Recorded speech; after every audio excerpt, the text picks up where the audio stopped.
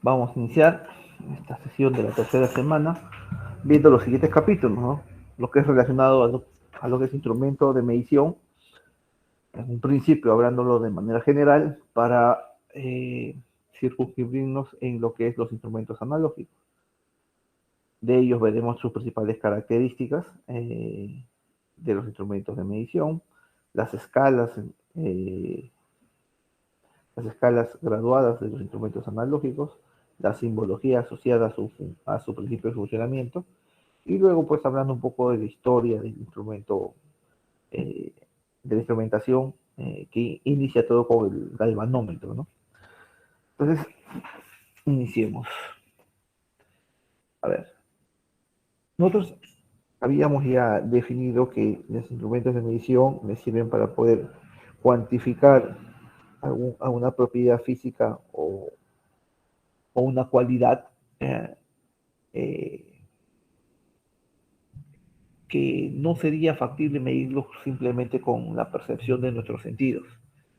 El instrumento aporta, por ejemplo, información, sobre todo para el tema de parámetros eléctricos, eh, que fueran imposibles medirlo sin ellos, ¿correcto? Ahora, razones para la cual usas instrumentos de medición, básicamente para controlar procesos productivos, es decir, realizar mediciones constantes con la finalidad de hacer una retroalimentación, es decir, mejorar un proceso. Otra razón es que mediante los instrumentos de medición yo puedo mantener una uniformidad de los productos que yo mida, ¿correcto? Este es en el caso, por ejemplo, de los pesos, ¿no? El contenido de, por ejemplo, una bolsa de arroz. Eh, Todas las bolsas de arroz tienen el mismo peso en función del instrumento que yo utilice para poder medir el mismo, ¿no?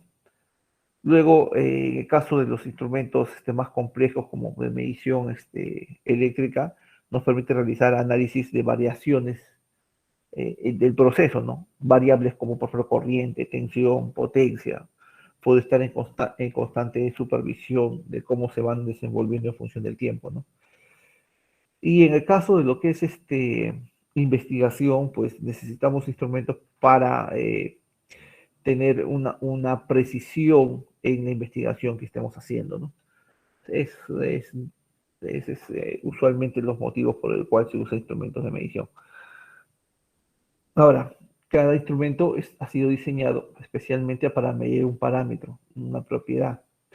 Eh, en un principio había un instrumento por cada propiedad que quisieras medir. Sin embargo, empezó a aparecer el multímetro, eh, que por ejemplo abarcaba dentro de sus características propiedades de instrumentos individuales. Ya veces antes para medir voltaje tenía solamente el voltímetro, para medir corriente solo el amperímetro. El multímetro se encargó de tener esas dos propiedades en un solo equipo, ¿no? Entonces, tanto el multímetro como el analizador de redes tienen esa tendencia, ¿no? A abarcar varias propiedades en un solo equipo. Por definición, y ya lo habíamos hablado, los instrumentos se consideran una extensión de las facultades humanas, ya que sin ellos no podría medir parámetros como, por ejemplo, parámetros eléctricos, ¿no? Ya que eso va más allá de la percepción de nuestros sentidos. En algunos casos la tecnología ha ido mejorando los procedimientos para medir. Llámese, por ejemplo, la corriente. Si yo tuviera que medirlo con un multímetro, yo tendría que colocar estas dos puntas en serie, ¿correcto? Y colocarlos en serie con un circuito energizado. Entonces, eso primero reviste que tengas el conocimiento para poder colocarlo en serie y el segundo reviste que tienes que hacerlo de manera segura para que no subas una descarga. Entonces tenía una cierta complejidad, ¿correcto? Sin embargo, esto fue superado al trabajar con la pinza perimétrica que tienes en esta otra imagen. Acá ya no tienes que poner en serie, ¿por qué? Porque la tenaza superior se encarga de envolver al conductor. Y nosotros sabemos que cuando una corriente circula por un conductor, alrededor del conductor se empieza a formar un campo. Entonces, esa tenaza envuelve ese campo y mediante un circuito electrónico me arroja como resultado el parámetro de corriente. Aquí yo ya no he tenido que abrir el circuito para ponerlo en serie. Entonces, este de aquí es un instrumento que para temas prácticos, para fines prácticos, es, el procedimiento de medición de la corriente es mucho más sencillo que utilizarlo con el multímetro. ¿correcto? Otra de las razones que también lo hace más práctico es, por ejemplo, con el multímetro para poder medir corriente, esta bornera tú tenías que cambiarla de posición. Cosa que parece obvia, pero algunos operarios eh, se olvidan de hacer ese tipo de cambio y lo que hace es malograr el equipo. Aquí no, aquí basta solamente con seleccionar que vas a medir corrientes y la tenaza superior se encarga del trabajo, ¿no? No hay mayor dificultad. Ahora, la clasificación de los instrumentos de medición, la tradicional es por su funcionalidad. Sin embargo, hay otra clasificación en función de la precisión y el tipo de trabajo. Veamos, en primer lugar, por precisión y tipo de trabajo. ¿Correcto? Esta clasificación nos indica que yo estoy subdividido en tres grandes rubros. Los instrumentos de laboratorio, los instrumentos portátiles o portables también llamados, y los instrumentos de tablero. ¿Y qué define su condición? La clase de precisión del instrumento. Es decir, un instrumento será considerado de laboratorio cuando su clase de precisión está entre 0 y 0.2%. Será considerado portable o portátil cuando su clase de precisión esté entre 0.5 y 2.5%. Y será un instrumento considerado de tablero cuando su clase de precisión esté entre 1.5 y 5%. ¿Por qué digo que esta clasificación, digamos, ya no se habla mucho de esta clasificación? Porque particularmente esta clasificación estaba hecha para los instrumentos analógicos, ¿correcto? ¿Por qué razón, profe? Porque los instrumentos digitales tienen una clase de precisión muy baja, ¿correcto? Y casi todos los digitales entrarían en esta clasificación. Y no todos son de laboratorio, sino también son para utilizarlo de manera portable, ¿no? Entonces, por eso, esta clasificación es un poco desfasada para lo que nosotros trabajamos, pero como todavía encuentras instrumentos analógicos, es válida. La clasificación tradicional es por la funcionalidad, es decir, los analógicos y los digitales. Los analógicos son aquellos que tienen como característica una aguja indicadora que se mueve en unas escalas de mediciones ya previamente establecidas. Los digitales son aquellos que tienen una pantalla LCD donde entregan números arábicos y su principio de funcionamiento es un circuito electrónico. Por lo tanto, tienen una gran precisión, muchísimo mayor de la que te puede entregar un instrumento analógico. ¿Correcto? Algunas características del instrumento analógico. La sensibilidad. ¿Correcto? ¿Qué significa sensibilidad? ¿Qué entienden por sensibilidad? Entonces, lo primero que nosotros decimos, la sensibilidad va a ser esa pequeña cantidad de corriente que el instrumento tiene que robarle al circuito en donde ha sido conectado para hacer que la aguja rompa su inercia, es decir, experimente un movimiento. ¿Estamos claros?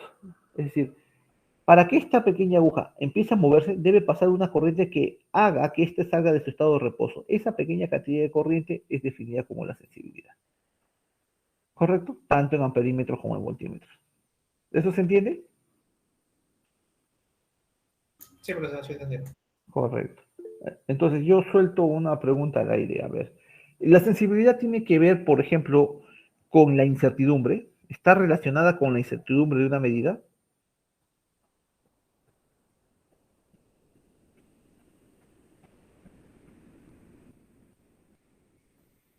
Sí, profesor.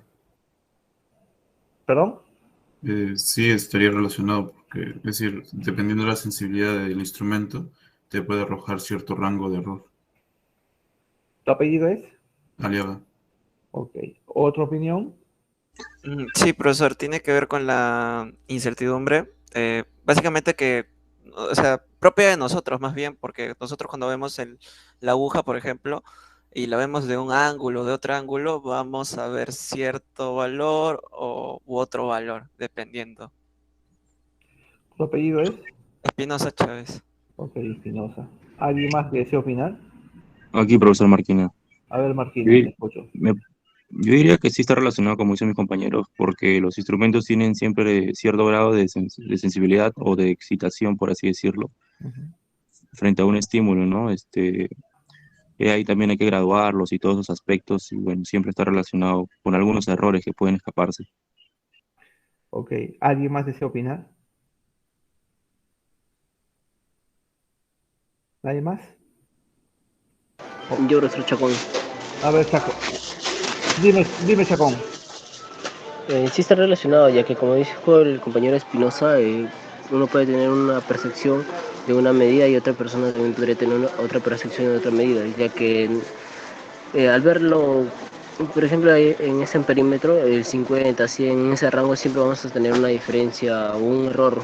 Uno puede decir 55, el otro puede decir 60. Correcto, a ver, correcto. ¿Alguien más? Ahí, entonces paramos ahí. A ver, señores, la verdad esto es, si yo te defino sensibilidad de una manera más simple, de repente te vas a dar cuenta. Mira, la sensibilidad es la velocidad con la que el instrumento te entrega el valor. Esa es otra definición de sensibilidad y para mí más fácil de entender. Solo se relaciona con la velocidad con la que te entrega el valor.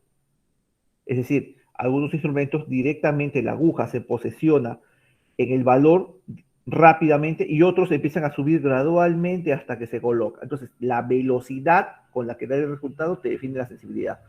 Cuando lo hace más rápido es más sensible, cuando lo hace menos rápido es menos sensible. ¿Estamos claros?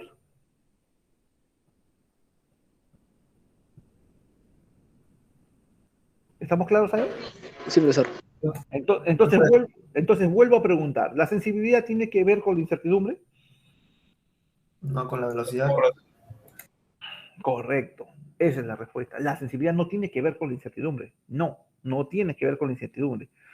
¿Por qué? Porque la sensibilidad expresado de manera fácil tiene que ver con la velocidad con la que te da la respuesta, no con la exactitud, no con la precisión, no con la incertidumbre. La sensibilidad simplemente es la velocidad. En el caso de los digitales, por ejemplo, hay instrumentos que cuando tú lo conectas directamente te da el valor y otro que empieza a subir. Por ejemplo, no voy a medir tensión. Agarro un multímetro y de frente me sale el 220. Y el 220 empieza a oscilar de repente y ahí se queda. Y otros empiezan 0, 50, 110, 150, 180, 220. Eso expresa la sensibilidad.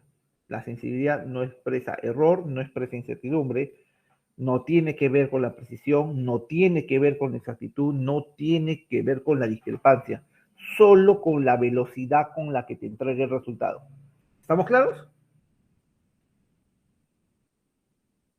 Sí, profesor. Correcto.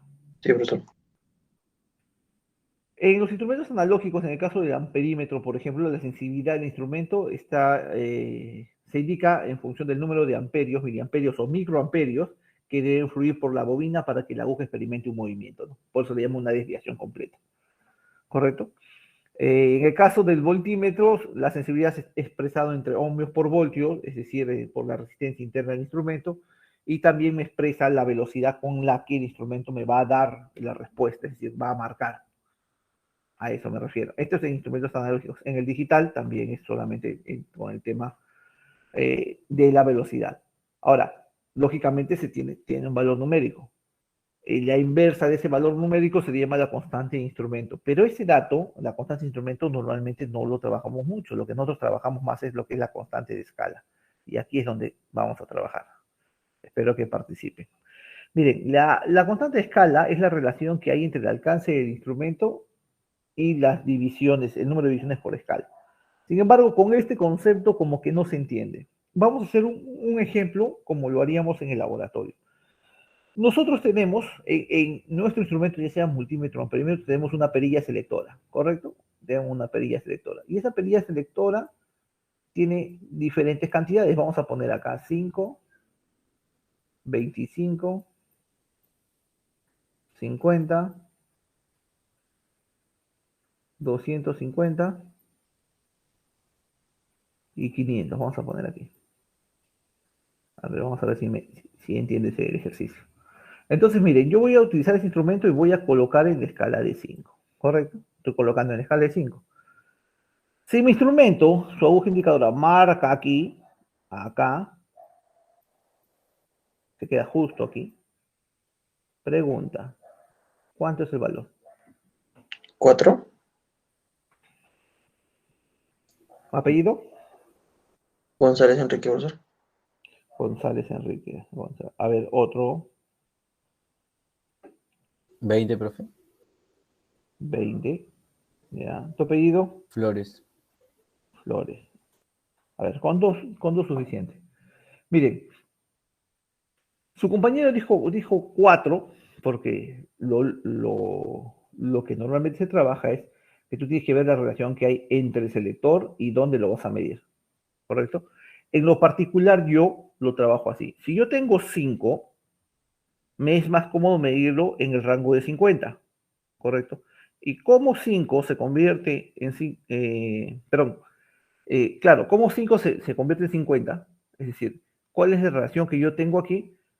Va a ser que, perdón, ¿cómo es el 50 se convierte en 5? La relación va a ser entre 10, ¿correcto? Entonces, lo que marque entre 10 va a ser el valor correcto.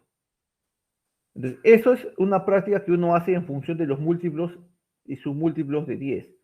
Pero si lo quiero hacer con la constante de escala, sería de esta manera. Yo tendría, ¿cuánto está marcando aquí? Está marcando 40, ¿correcto? Y ese 40 tengo que multiplicarlo por la constante de escala. ¿Y cómo es la constante de escala? La relación entre el selector con respecto a quién? Al alcance máximo de la escala. Entonces, ¿dónde lo estás midiendo? Lo estoy midiendo en 50. ¿Correcto? Si tú realizas esta operación, te queda 4. ¿Se entendió? Profe, esa división no la entendí. El 5, ¿de dónde parte eso? Este 5 viene del selector. ¿Dónde lo has puesto el selector? O sea, el inicio, algo así. No. Es que esta es una perilla. Tienes diferentes escalas aquí. Entonces, yo estoy trabajando en la escala de 5. Entonces, este 5 es el alcance máximo que da el instrumento porque este 5 define el alcance máximo. ¿Por qué? Porque si fuera 6, yo no elegiría 5, pues tendría que elegir el siguiente. ¿Se entiende? Por eso es el alcance máximo. Y este 50 es donde lo vas a medir. ¿En cuál de los dos lo vas a medir? Y lo estoy midiendo en el de 50. ¿Está claro? Ahora, mira, algunos de ustedes con mucha habilidad me dice, profe, pero ¿por qué lo miden en 50? Yo lo quiero medir en el de 25. Y técnicamente debe salir lo mismo. Entonces, ¿cómo sería? En el de 25, ¿cuánto está marcando? Ya está marcando 20, ¿correcto? Y ahora tengo que multiplicarlo por quién, por la constante de escala. En este caso, la constante de escala aquí sigue siendo 5, pero en la parte inferior, ¿dónde lo he medido? En la escala de 25. En la escala de 25. Si tú realizas esta operación, te entrega los mismos 4. ¿Se entiende? Sí, profesor. En cualquiera de las escalas que tú lo quieres medir, tienes que tener en cuenta que está relacionada con el alcance máximo. Y eso te lo define la perilla selectora. ¿Correcto? Ahora, ustedes se supone que esta operación que están haciendo aquí, esto lo haces en tu cabeza. O sea, no es que sacas un papel y te pones a calcular. Esto está en tu cabeza. ¿Por qué hice este ejemplo? Porque esta relación que tienes aquí se llama constante de escala, que tú trabajabas, pero no sabía que se llamaba constante de escala. ¿Está claro? Sí, profesor. Correcto. Sí. ¿Está claro? ¿O hacemos un ejemplo más? Sí, está claro, profesor. Ya. A ver, vamos a ver si aquí quiere ganar un puntix. Vamos a hacerlo así, ¿ya? Profesor, disculpe, ¿podría repetir eso de 5 sobre 25? Ya, a ver. Veamos. Estaba aquí. Acá estaba marcando, ¿cierto? Aquí estaba marcando. Entonces, ahora, yo quiero medir, pero quiero utilizar esta escala, aquí. Entonces yo digo, ¿cuánto está marcando en esa escala? Está marcando 20. ¿Estamos? 20. Ahora tengo que multiplicarlo por la constante. ¿Cuál sería la constante? La perilla se encontraba en 5, ¿correcto? Ese es el alcance máximo de la escala. ¿Correcto? ¿Y en qué escala lo estoy midiendo? En la escala 25. De 25. Ajá. Y cuando tú haces esta operación, te salen los 4, que te salía igual como si lo midieras en 50. ¿Está claro? Sí, Lo profesor. único que va a cambiar es la constante de escala, ¿ya? Pero tiene que entregarte lo mismo. Ahora, vamos a un ejemplo, ya para terminar, como para que quede claro y algunos que deseen participar lo hagan. Mira, en esta oportunidad la perilla la vamos a poner aquí, acá en 500, ¿correcto? En 500, ¿ya? Y ahora la aguja cae aquí, ¿correcto? ¿Cuánto marca? 300. 300. 300, así es, 300, 300. ¿ya? ¿Y cuál sería la operación? ¿Cuál sería la operación? Ah, ya, profe. ¿Cuánto está marcando en la escala que quiero leer? Primero tienes que seleccionar. ¿En cuál de las dos quieres leerlo? Vamos a hacer para, 50. vamos a hacer para En 30 está más fácil. Ya. Primero hagamos en 50, ¿correcto? Si lo hacemos en 50 ¿cuánto está marcando? Ah, ya está marcando 30. 30. Correcto. ¿Cuál es el alcance máximo? En este caso sería 5 sobre 50. 500 500 sobre 50. sobre 50. Y si tú operas eso, ahí tienes los 300, ¿está claro? Sí, profesor. ¿Sí? ¿No hay dudas? Ahora vamos a ver que otro de ustedes dice, yo quiero hacerlo en 25. Ah, ya. En 25, ¿cuánto está marcando? Está marcando 15. Multiplicado por la constante de escala, que sería en este caso 500 sobre 25. ¿Estamos? Y eso, perdón, y eso también tiene que entregarte los 300. ¿Estamos? ¿Claro? Profesor, una profesor. consulta. Entonces, la constante de escala es la división, mejor dicho, ¿no? Entre de 500 sobre 50. Eso, Claro, solo eso. solo esto es la constante de escala. Entonces, la constante de escala, por ejemplo, para cuando trabajamos en 500 y lo quiero medir en 50, la constante de escala te das cuenta que es 10. Significa que todo lo que leas en 50 lo vas a multiplicar por 10. Pero para cada selector tiene una constante de escala diferente. ¿Estamos? Ahora, si yo lo quiero leer en 25, la constante de escala también cambia. Porque en este caso la constante de escala sería 20, ¿cierto? 20. 20. Entonces, esa sería la constante de escala si es que yo lo quiero medir en 25. Es decir, lo que lea en el rango de 25 lo tendría que multiplicar por 20. ¿Está claro? Sí. Correcto. Ahora, esta gráfica me va a permitir también explicarles algo. Miren. ¿Alguna pregunta? ¿Alguien? ¿Sonó algo? Sí, profe, disculpe si pongamos que la sensibilidad marque no en uno de esos números enteros, sino en, no sé, entre 30 y 40. También se podría hacer la escala, el constante de escala, disculpe. ¿O no? No te confundas. La sensibilidad tiene que ver con la velocidad con que hacen la medida. La constante de escala es una relación entre el selector y la escala donde vas a medir. O sea, la sensibilidad ahí, ¿cuál sería? O sea, el número de la operación, ¿algo así? No. Para la constante de escala no entra el número de la sensibilidad. La sensibilidad solamente es un número que te expresa la velocidad con la que hace la medición. Nada más. No tiene que ver con la constante de escala. Ah, ya. ¿Correcto? Me estaba confundiendo. Uh-huh. Ahora, mira, observa acá. Acá dice campo de indicación y campo de medida. El campo de medida siempre va a ser aquella que está graduada, o sea, es decir, ya tiene unos rangos definidos. ¿Correcto? Eso se llama la escala de medida porque eso lo puedes cuantificar. Pero a veces tienes el campo de indicación, tienes esta zona que no está graduada. A esta zona se le llama zona muerta. ¿Correcto? Entonces acá es imposible graduar. No se puede graduar. Entonces, profe, ¿qué pasa si la aguja cae aquí? Significa que no puedes utilizar este instrumento. Es muy grande. Tienes que cambiar a un instrumento más pequeño. ¿Por qué? Porque esta zona muerta no se cuantifica. Por ejemplo, este instrumento empieza desde los 5 kilovoltios como mínimo. Por ejemplo, para valores de 4, 3 o 2 kilovoltios va a caer en esta zona muerta y eso no se puede cuantificar porque no tiene subdivisiones. ¿Ya? Entonces, Ojo, la diferencia entre el campo de medida que sí está acotado y el campo de indicación que tiene una zona muerta. Digamos, sería la zona muerta más el campo de medida. ¿Claro? Sí, profe. Ok.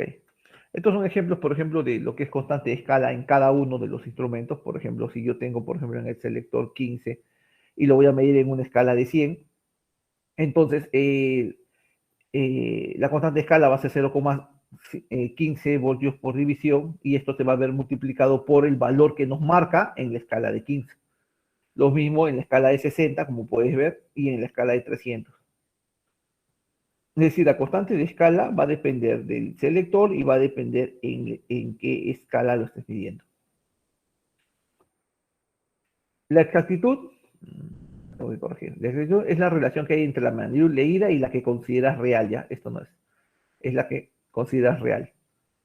Por lo tanto, trata de expresar cuán buena es la calidad de tu medida, ¿correcto? Describe lo cercano que vamos a estar del valor que consideramos real. ¿Ok?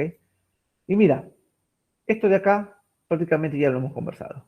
Decimos que la exactitud está relacionada con el error o la incertidumbre de la medida, pero no con la sensibilidad del instrumento. ¿Y por qué decimos eso? Porque ya hemos definido que la sensibilidad es la velocidad con la que el instrumento me entrega un resultado. Eso no tiene nada que ver ni con la clase de precisión, ni con la discrepancia, ni con el error, ni con la precisión, ni con la exactitud, y mucho menos con la discrepancia, ¿no? Correcto. Entonces, eso tiene que tenerlo en cuenta. Una característica de los instrumentos es su clase. La clase nos indica digamos de alguna manera, el error, si queremos definirlo teóricamente, el error que comete el instrumento desde fábrica. O sea, ningún fabricante te puede decir, yo te entrego el valor exacto, ninguno. Lo que te puede garantizar es un rango en donde puede caer el valor exacto. Entonces, vamos a ver. Hago una medición, ¿correcto? Y me va a entregar un valor, ¿cierto? Un valor cualquiera. Si yo estoy con un instrumento de clase 0.1, significa que ese valor va a caer entre más o menos 0.1, ¿correcto? En ese rango. Es decir, el valor considerado real va a caer en este rango. Ahora, si yo en vez de utilizar uno de 0.1, utilizo uno, por ejemplo, de 5, entonces el rango en donde va a caer es mucho más grande, porque va a ser más menos 5. Entonces, la probabilidad de que el valor coincida con el valor real es menor. ¿Por qué? Porque el rango donde puede caer es más grande. Significa que cuando el instrumento tiene una clase más baja, ¿es mejor? Y la respuesta es sí, porque el intervalo en donde cae es menor y la probabilidad que le atines al valor real es mayor. Entonces, en los instrumentos analógicos, tú tienes instrumentos de clase 0.1, 0.2, 0.5, 1, 1.5, 2.5 y 5. ¿Qué me define qué cosa? Justamente estos rangos. Es decir, el de 0.1 está entre menos 0.1 y más 0.1. El 0.2 igualmente, por ejemplo, nosotros tomamos como ejemplo el 5, entonces estaría entre menos 5 y más 5. Entonces, recuerda que vimos una tabla que nos clasificaba entre instrumentos de laboratorio, instrumentos portables e instrumentos de tablero, estaban en relación justamente de la clase de precisión del mismo instrumento. ¿Correcto? Que me define la calidad de mi medida. ¿Eso está claro?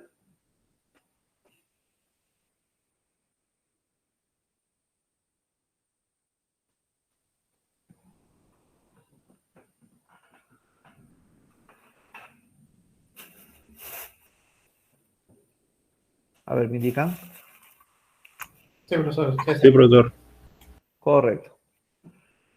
Como estamos viendo, por ejemplo, características de instrumentos, en este caso ya analógicos, una característica que debemos ver es la escala en donde vamos a hacer la medición. A esas son las escalas que tenemos los instrumentos. Es decir, todo instrumento analógico tiene esto de aquí, es su funcionamiento interno, ¿ya? Y esto de aquí es lo que nosotros podemos ver en la parte exterior. Cuando hablamos de escalas, estamos viendo cómo están subdivididos los valores del instrumento para poder hacer la medida, que es lo que nosotros vamos a ver. porque esto lo tenemos que inspeccionar mediante observación directa, ¿no? Por ejemplo, mira, estos instrumentos puedes ver, este instrumento, por ejemplo, es la pantalla analógica de un multímetro analógico. Y por ejemplo, mira, las escalas, cómo está graduada para medir resistencia, no son uniformes, van cambiando.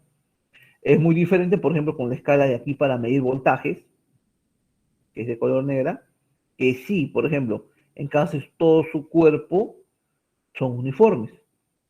Y así sucesivamente en las diferentes escalas que me pueden medir en función de cómo yo coloco el selector.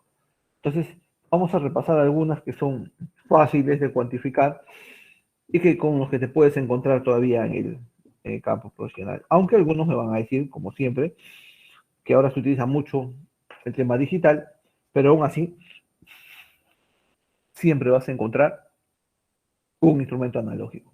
Recuerden, hay una razón porque el instrumento analógico no ha salido del mercado. Por lo tanto, siempre lo vas a tener en cuenta, ¿no?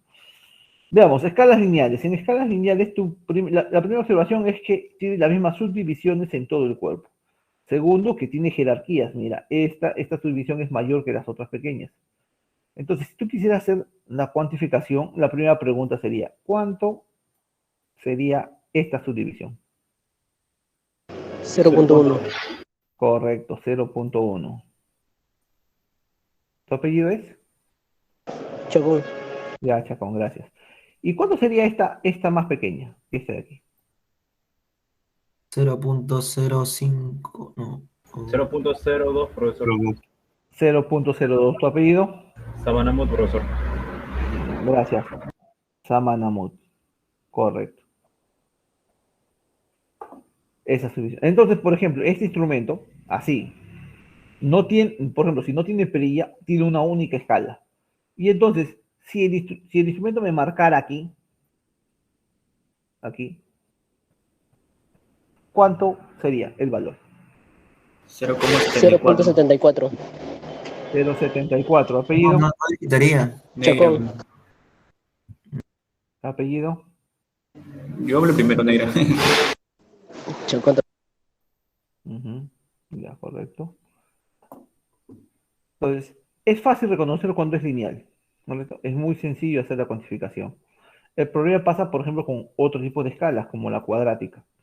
En este caso, la cuadrática, date cuenta que, mira, no es la misma subdivisión entre la primera área con respecto a la segunda o respecto a la tercera. Veamos, si quisiéramos cuantificar, ¿cuánto sería este valor? Este de aquí. 0.5. Correcto, 0.5. Entonces, profe, ¿por qué 0.5? Primero, por la línea tiene la misma jerarquía. Este de acá es una zona muerta. Recuerdan que habíamos hablado ya de una zona muerta porque no tiene cuantificación. Entonces, como está en el mismo rango jerárquico, lo lógico es que sea 0.5 y este de aquí sería 0.75. ¿Estamos claros? Sí, profe. Correcto. ¿Y esta subdivisión cómo estaría? ¿Cuánto valdría él, por ejemplo? 1.25. 1.25. ¿Estamos claros? ¿Tu apellido? Chacón, profesor. Ya, Chacón, correcto. Entonces, este sería 1.50 y este sería 1.75. Correcto. Y en este caso, ¿cómo sería la subdivisión? 2.25. Este de aquí sería 2.5. Y lógicamente este de acá sería 2.25. 2.25. ¿Correcto? Pero te das cuenta que la subdivisión no es uniforme como en la primera, sino que va variando y yo tengo que hacerle la subdivisión en función de las líneas y cómo se va dando. Entonces, como empieza con un rango pequeño y se va estirando, entonces a esto se le llama una escala cuadrática.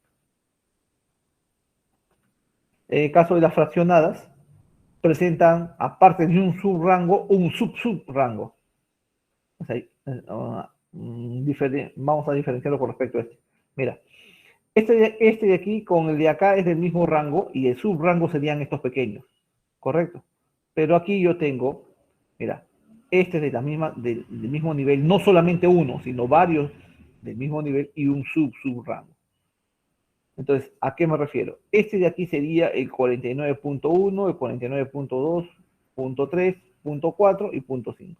Y este sería, ¿cuánto sería este valor? 49.05, si no me equivoco, profesor. Correcto. ¿Tu apellido? Samanamot, profesor. Correcto, 0,5. Y mantiene esa misma subdivisión en todo su cuerpo. ¿Correcto? En otro tipo de escalas, como ya habíamos hablado, hablamos de la famosa zona muerta, ¿no? Lugar donde no se puede hacer cuantificación. Si la aguja cae aquí, definitivamente tienes que buscar los instrumentos porque tiene un rango muy alto para hacer la medición. No se puede, zona muerta. Las escalas ensanchadas, por ejemplo, tienen la misma subdivisión, pero el área o la distancia que tiene entre sus medidas se va haciendo más grande. Por ejemplo, se da cuenta que este es 1.2, 1.4, 1.6, 1.8, 2. Ya, esa misma subdivisión se respeta acá, porque este es 2.2, 2.4, 2.6, 2.8, pero ¿qué cambió? Cambió esta longitud, ¿correcto? Por eso se va ensanchando. En el caso del comprimido es al revés, en vez de ensancharse se empieza a juntar, como en este caso, ¿correcto? Y aquí también se tiene que ver cómo vas a cuantificar cada uno de ellos. ¿Claro? Profe, Dime. profe, ¿y las ensanchadas en dónde lo podemos medir esa escala? Allá, por ejemplo. ¿Dónde lo vemos? Aquí, por ejemplo, las escalas, mira, estas escalas van cambiando, los que son más pegaditos se van abriendo. Se van abriendo. Mira, acá otra vez se vuelve a comprimir. Eso va a depender del instrumento, ¿no? Ah, ok, profe, gracias. Correcto. Igual pasa con las comprimidas. Por ejemplo, en ese mismo multímetro vas a encontrar en la parte final también tiene escalas comprimidas y tú tienes que hacer la cuantificación. O sea, no es que sea uniforme en todo su cuerpo, no va cambiando. Por ejemplo, acá un ejercicio clásico, ¿no? Mira, tengo estos que son casi del mismo rango, ¿correcto? Entonces, este punto de inicio, ¿qué valor tiene?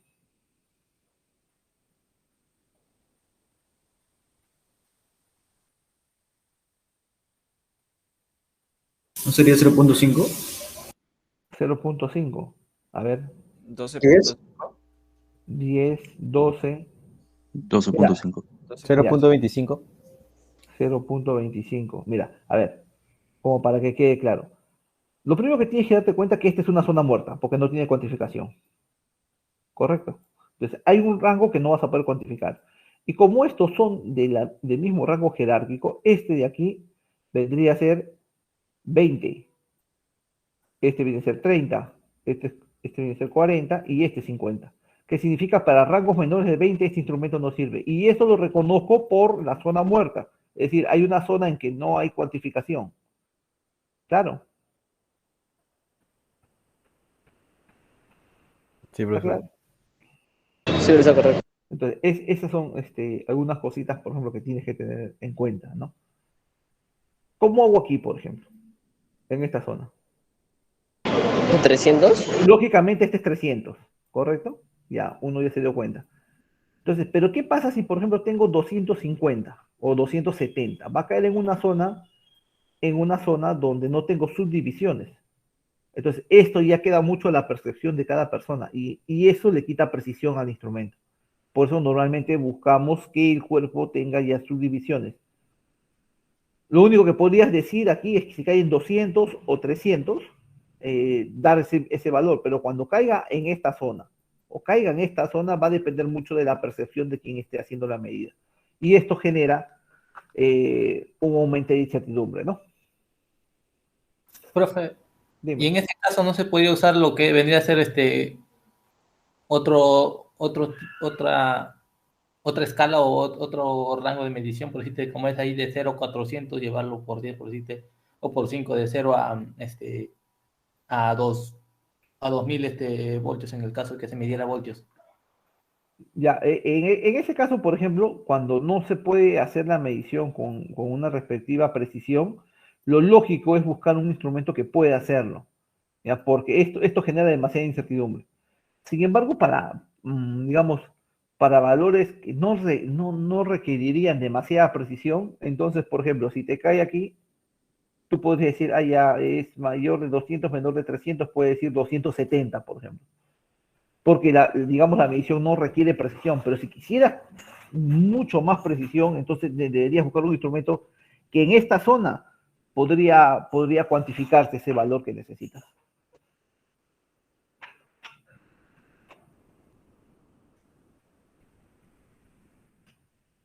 ¿Sí? O sea, profe, yo me refería a que usted sabe que los instrumentos tienen un selector de rango de medición de escalas. Ah, claro, ya te entendí. Ahí como le digo, ahí yo lo usaría, ya no sería de 0 a 400, sino tal vez lo metería por 5, ¿no? De 0 a 2000, pues claro, el caso. Ya claro. La medición ya sería un claro. poco más. El caso que está trayendo a colación su compañero es que si este instrumento tuviera un selector para diferentes cantidades de tensión, si tuviera diferentes, entonces yo podría cambiar y podría medir al siguiente rango que me permitiría multiplicarlo, por ejemplo, para que fuera más grande. Pero en lo particular, si es que no te dicen que tiene selector, significa que tiene una escala única.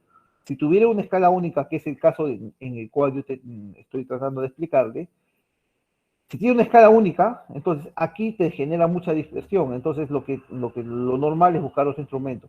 Ahora, si tiene selector y tiene la capacidad de subir, por ejemplo, al doble, vamos a suponer un rango de 800, si tienes en 800, entonces estos 300 y tanto en el rango de 800 aparecería porque este sería 800, este sería 400, caería en un rango por acá. ¿Se entiende? Y ahí sí lo podría cuantificar, siempre y cuando tuviera el selector. Así es. ¿Se entendió eso o no?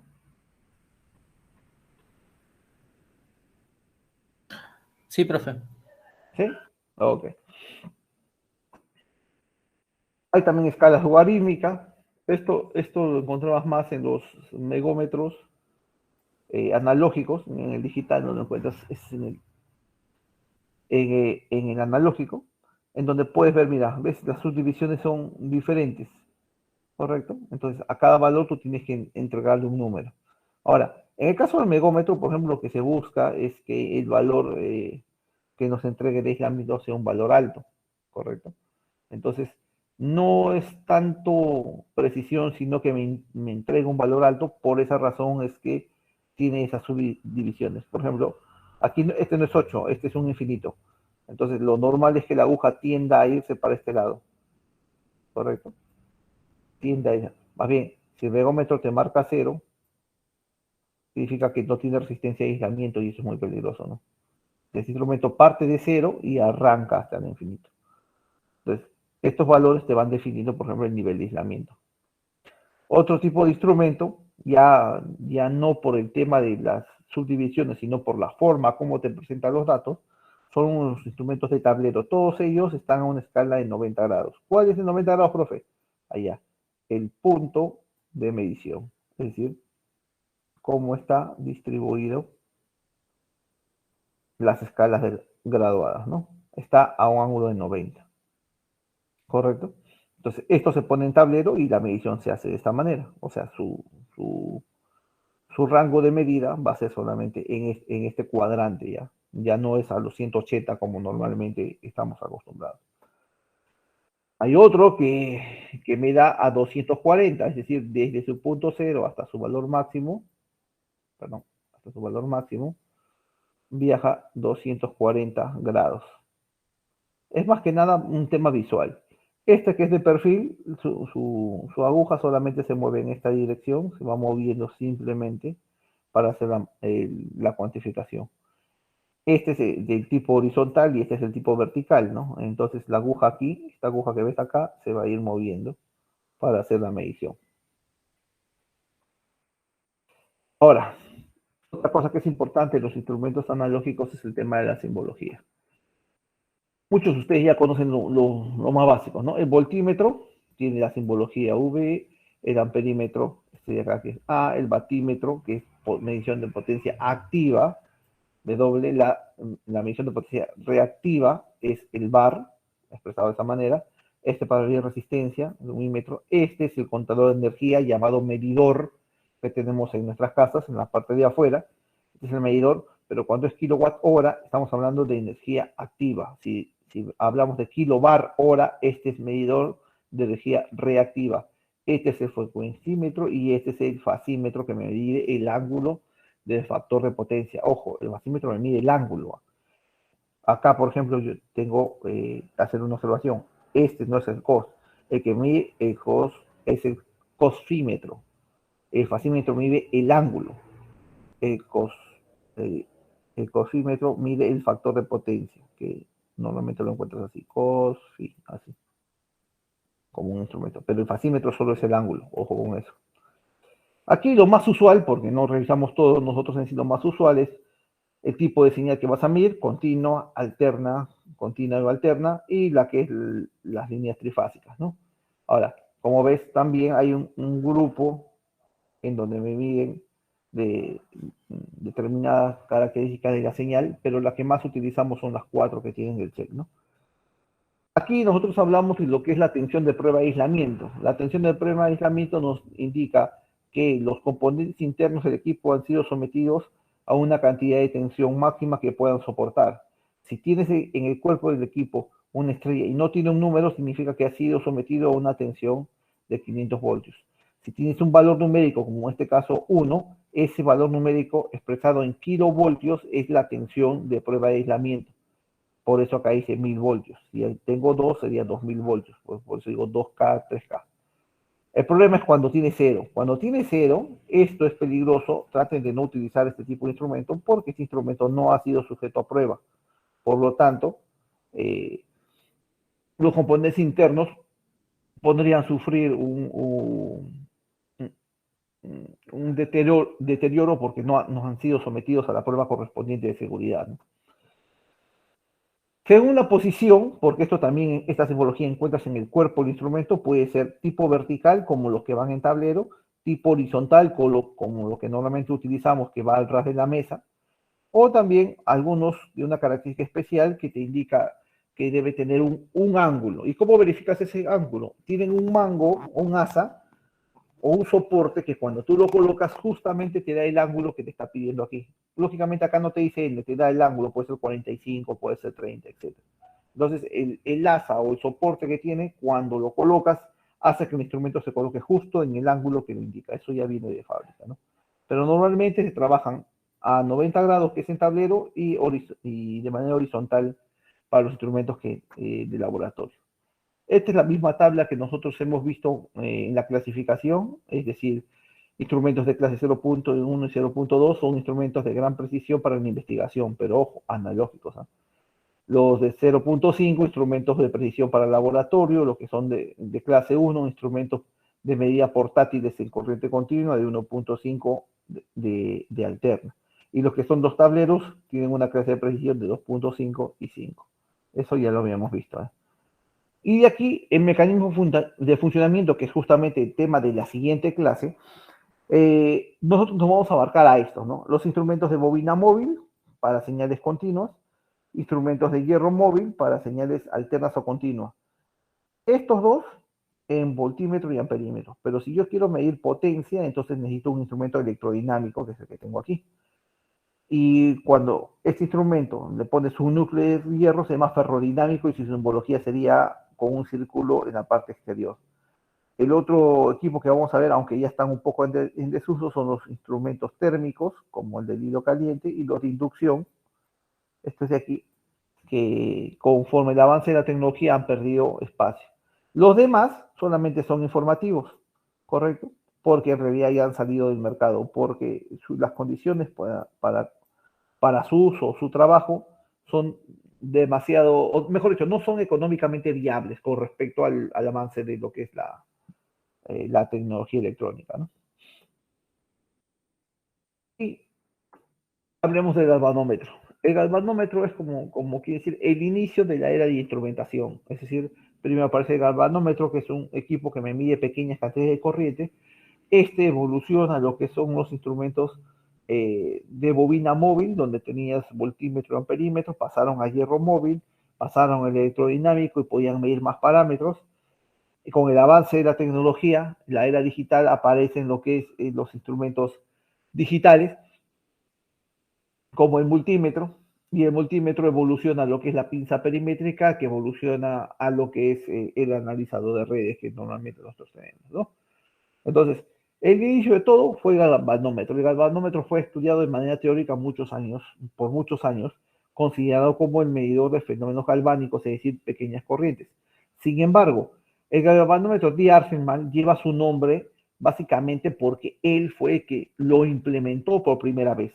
Es decir, pudo medirlo de manera práctica, ya no solamente teórica. Por esa razón, ese tipo de galvanómetro lleva su nombre, ¿no? El de Arsenman. Básicamente, es un instrumento de bobina móvil, ¿ya? ¿En qué consiste? El instrumento internamente tiene dos polos de un imán y en la parte central de ese imán tiene un núcleo. Alrededor de ese núcleo va una bobina cuadrada, que aquí la vemos de esta forma y que acá está envuelta dentro del núcleo. Entonces, cuando este instrumento, y solidaria a la bobina cuadrada estaba la aguja. Cuando este instrumento le roba una pequeña cantidad de corriente al circuito donde lo conectas, aparecen las líneas de campo que hacen forzar al movimiento de la bobina cuadrada. Por lo tanto, si se mueve la bobina cuadrada, se mueve la aguja. Al moverse la aguja, se detiene mediante la acción de unos resortes que vas a encontrar en la parte inferior, ¿ya? Deteniéndose en un valor que es proporcional a la magnitud que está midiendo, ya sea voltaje o corriente, ¿no? Ese es el efecto clásico de lo que es un instrumento llamado en este caso el galvanómetro, ¿no?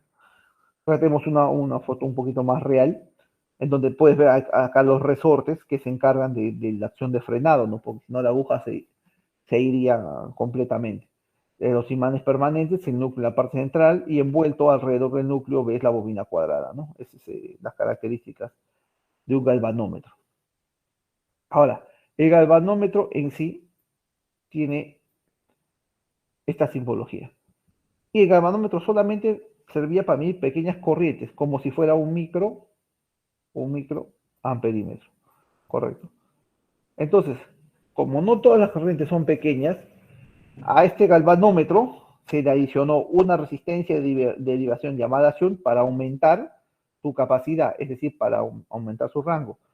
Y el galvanómetro en ese momento cambia de nombre y se convierte en un amperímetro, es decir, el galvanómetro conectado como amperímetro. Y entonces este ya sirve para medir corrientes, ya no solo corrientes pequeñas, sino corrientes mucho mayores en función del valor que tú le dieras a esta resistencia de derivación. Ahora, si a este mismo galvanómetro, en vez de colocar esta resistencia en paralelo al mismo, si tú lo colocas en serie, entonces en ese momento el galvanómetro podría comportarse para medir voltaje, es decir, se vuelve un voltímetro. Pero se tenía que tener en cuenta la forma de conexión. El amperímetro, por su forma de conexión, siempre debe ir en serie, y el voltímetro, por su forma de conexión, siempre debe ir en paralelo. ¿Correcto? Entonces, como ves, todo parte de lo que es el galvanómetro. Ahora, el galvanómetro funciona de la siguiente manera, ¿no? Tiene este principio. Yo tengo acá una bobina cuadrada, así sin núcleo, sin nada, y lo pongo en el medio de un imán permanente. Entonces, cuando yo energizo este imán, este tiende a girar eternamente y no tendría por qué detenerse. Gira eternamente. Entonces, con la finalidad de que se detuviera en un parámetro que fuera proporcional a lo que esté midiendo, pues este resorte se fabricaba con la resistencia que dependía de la escala del parámetro que esté midiendo.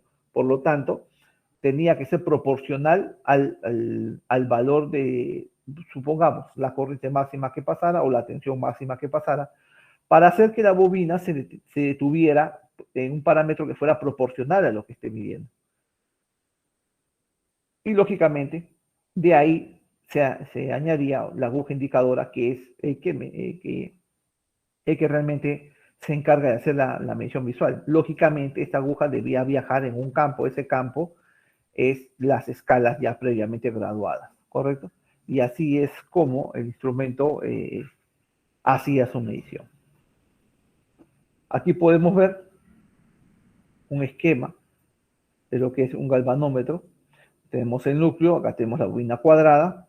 Ya, este de aquí, todo esto representa al imán. Aquí están los polos. Aquí está un polo y acá está el otro.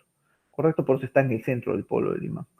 Aquí está la aguja, que su desplazamiento normal sería para este lado. Recuerden que este es un galvanómetro y trabajaba bajo el principio de bobina móvil. Significa que las marcas de polaridad eran importantes. ¿Por qué? Porque si yo cambio la polaridad, la aguja va a querer moverse a este lado y como este tope no lo va a dejar, la fuerza todavía existe hasta la desconexión. Entonces, ¿qué pasaba? Se rompía esta aguja. Entonces, por eso, para este tipo de instrumentos, la polaridad es importante. ¿Ok? ¿Preguntas?